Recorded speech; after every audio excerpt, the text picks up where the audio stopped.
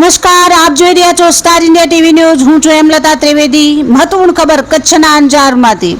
રામનવમી પર્વ નિમિત્તે અંજારમાં દર વર્ષની જેમ આ વર્ષે પણ ભવ્ય શોભાયાત્રાનું આયોજન કરવામાં આવ્યું હતું। આ શોભાયાત્રા સાથે ગૌ સન્માન આહવાન રાષ્ટ્રીય અભિયાન અંતર્ગત વિશાળ હસ્તાક્ષર મહાઅભિયાન યોજાયું।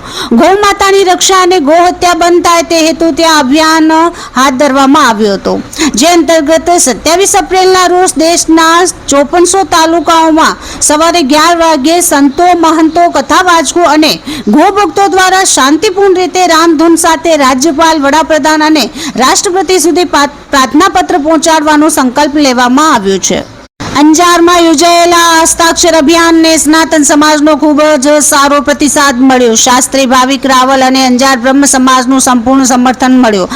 અંજાર તાલુકા બ્રહ્મ સમાજની મહિલા પ્રમુખ રચનાબેન જોશી સહિત આગેવાનો ઉપસ્થિત રહ્યા। તે ઉપરાંત અંજાર વિસ્તારના ધારાસભ્ય ત્રિકમભાઈ સાહેબ અને ભારતીય જનતા પાર્ટીના કાર્યકરો તથા મહિલા મોરચાની ટીમો સ્ટોલની મુલાકાત લઈ આ અભિયાનને સમર્થન આપ્યું હતું। Star India TV news, bureau report, SB Trivedi.